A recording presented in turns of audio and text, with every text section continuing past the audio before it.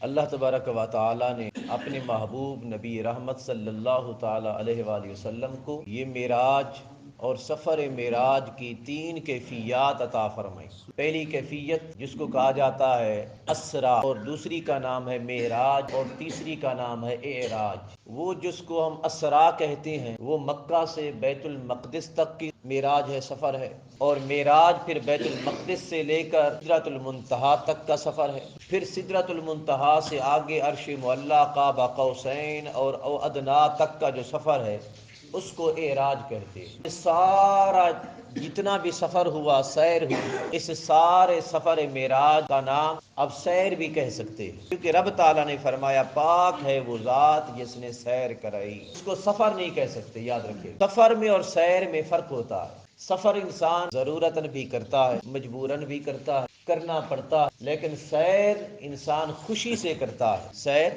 لطف اندوزی کے لیے ہوتی ہے، طبیعت کو خوش کرنے کے لیے ہوتی ہے سیر۔ اہل مکہ نے آقا علیہ الصلوۃ والتسلیم پر بہت سارے ظلم ڈھائے، اہل کفر نے، اہل شرک نے، یہود و نصارہ نے آقا علیہ الصلوۃ والتسلیم پر ظلم کی حد کر دی۔ سو رب تعالیٰ اپنے محبوب کو خوشی عطا فرمانا چاہتا تھا، تو اس صورت میں رب تعالیٰ نے فرمایا میرے حبیب آ میں تجھے سیر کراتا ہوں۔ یہ سیر میں اور سفر میں فرق ہوتا ہے۔ اب ان الفاظ پہ غور کریں، میں تجھے سیر کراتا ہوں، یہ نہیں فرمایا کہ میرے حبیب آ تو سیر کر، نہیں فرمایا وہ پاک ذات سیر کراتی ہے، میں سیر کراتا ہوں، تو سیر کر میں سیر کراتا ہوں۔ دو لفظوں میں فرق ہے، ایک ہے بندہ از خود چل پڑے سیر پر، اور دوسرا ہے کوئی لے جائے۔ میں آپ کو ایک چھوٹی سی مثال عرض کرتا ہوں۔ آپ لوگ جائیں عمرہ کے لیے، حرمین شریفین کی زیارت کے لیے، کعبہ بیت اللہ اور مدینہ پاک جائیں، اب یہاں سے چلے جائیں، چونکہ آپ وہاں کے مناظر جانتے تو نہیں ہیں کہ کہاں پہ کیا ہوا تھا، تاریخ بھی اتنا نہیں جانتے، اگرچہ کتابی تاریخ بھی جانتے ہوں لیکن مقامات نہیں جانتے ہوں گے۔ اب خود چل پڑے دیکھنے کے لیے، ان کی سیر کرنے کے لیے، لازمی بات ہے کہ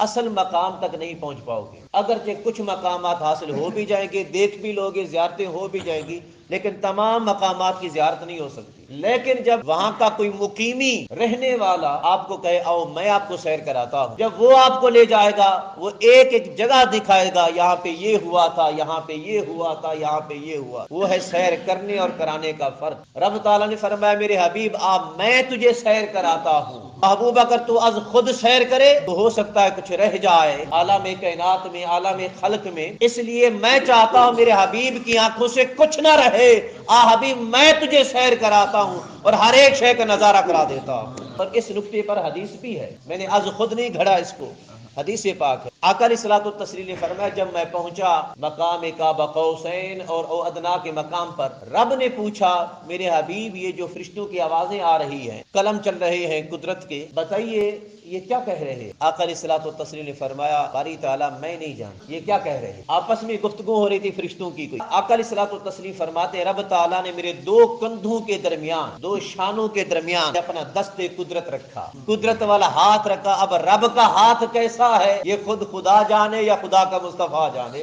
فرماتے جب رب تعالیٰ نے اپنا دست قدرت میرے دو شانوں کے درمیان رکھا، آقا نے فرمایا میں نے اس کی ٹھنڈک اپنے سینے میں محسوس فرمائی۔ اس کے بعد آقا علیہ الصلوۃ والتسلیم فرماتے ہیں رب تعالیٰ کے دست قدرت رکھنے کی دیر تھی، میں سب کچھ جان گیا، میں ہر شے ایسے دیکھ رہا تھا جیسے کوئی شے ہتھیلی میں موجود ہو، اس کا دائیں بائیں آگے پیچھے سب کچھ دیکھ سکتا ہے نا۔ آقا علیہ الصلوۃ والتسلیم نے فرمایا میں دیکھ رہا تھا۔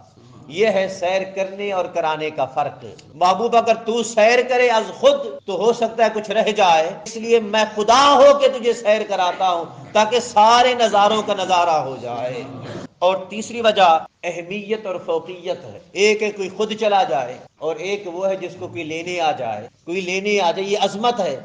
رب تعالیٰ نے اپنے حبیب کو یہ عظمت عطا فرمائی چونکہ وہ سید الانبیاء ہیں، سید الرسل ہیں، امام الانبیاء ہیں، تو رب تعالیٰ کے محبوب ہیں، کوئی کلیم، کوئی خلیل، کوئی ذبی، کوئی صفی، وہ تو درجے بنتے چلے آئے، ابتدا سے انتہا تک حضرت عیسیٰ علیہ السلام تک کہ روح اللہ بھی بنا، وہ درجے تھے مختلف، جیسا کہ آقا علیہ الصلوۃ والتسلیم نے خود بھی فرمایا صحابہ کرام گفتگو کر رہے تھے، آقا علیہ الصلوۃ والتسلیم تشریف فرما ہوئے، کوئی کہہ رہا تھا کہ رب تعالیٰ نے حضرت ابراہیم علیہ السلام کو خلیل ہونے کا مقام عطا فرمایا، دوستی، اور کسی نے فرمایا کہ رب تعالیٰ نے موسیٰ علیہ السلام کو کلیم بنایا، ہم کلام ہونے کا شرف بخشا، اور کسی نے کہا کہ رب تعالیٰ نے حضرت اسماعیل علیہ السلام کو ذبیح اللہ بنایا۔ یہ اس طرح کی باتیں ہو رہی، پائیدار کائنات سنتے چلے آئے۔ جب آقا علیہ الصلوۃ والتسلیم نے سن لیا، آقا نے فرمایا آپ لوگ حق کہہ رہے ہو، حق کہہ رہے ہو کہ رب تعالیٰ نے آدم کو صفی بنایا، ابراہیم کو خلیل بنایا، موسیٰ علیہ السلام کو کلیم بنایا، اسماعیل علیہ السلام کو ذبیح اللہ بنایا۔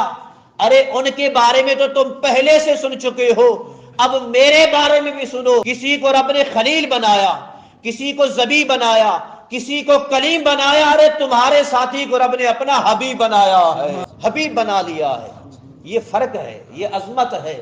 رب تعالیٰ اپنے حبیب کو عظمت عطا کرنے کے لیے، اب دیکھیں نا، موسیٰ علیہ السلام کلام کرنے جا رہے ہیں کوہ طور پر، کتاب لینے جا رہے ہیں، حکم لینے جا رہے ہیں، تو 40 دن اور راتوں کا سفر ہے، انتظار ہے، اور از خود چلے جا رہے ہیں، امت پیچھے چھوٹ گئی۔ یہ قرآن مجید کے الفاظ ہیں، امت پیچھے چھوٹ گئی، رہ گئی، اکیلے جا رہے ہیں۔ وہاں پر پہنچتے ہیں، انتظار کرتے ہیں، بیٹھے ہیں 40 دن اور راتوں کے لیے، روزے رکھ رہے ہیں، انتظار کیا جا رہا ہے۔ پھر کہیں جا کے آواز آئی، میرے موسیٰ سنا حال کیسا ہے۔ خود جانے میں اور لے جانے میں فرق ہے۔ رب تعالیٰ نے فرمایا میرے حبیب آپ، میں تجھے سیر کراتا ہوں تاکہ ہر کوئی ایسا نہ سمجھے کہ سب ایک جیسے ہیں، تاکہ فرق رہ جائے خلیل میں اور حبیب میں، فرق رہ جائے کلیم میں اور حبیب میں۔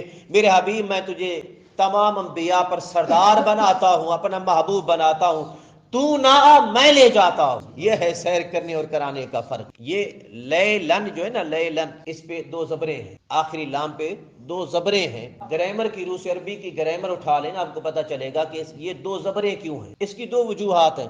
پہلی وجہ ہے یہ رات کے تھوڑے سے حصے کو بتاتی ہے، ایک تو یہ تھوڑے وقت کو بتاتی ہے، اور دوسرے نمبر پر عظمت کو بتاتی ہے، عظمت کو بتاتی ہے۔ لیلن، وہ عظمت والی رات۔ اب رب تعالیٰ نے سارا کلام مجید نازل کیا، کسی رات کو یہ نہیں فرمایا یہ عظمت والی رات ہے۔ رب نے اپنے کلام میں اپنے الفاظ میں بیان نہیں فرمایا کہ یہ فلاں رات عظمت والی رات ہے۔ اس میں شب قدر بھی ہے، اس میں رمضان المبارک کی راتیں بھی آتی ہیں، اور 27 کی رات بھی آتی ہے، اور حج کی راتیں بھی ہیں، بڑی بڑی راتیں آئیں، لیکن رب تعالیٰ نے اپنے الفاظ میں کسی رات کو عظمت والی رات نہیں کہا، بلکہ معراج کی رات کی جب باری ہے، رب تعالیٰ نے فرمایا یہ ساری راتوں سے زیادہ عظمت والی رات ہے۔ اب اس رات کو عظمت والی رات کیوں کہا؟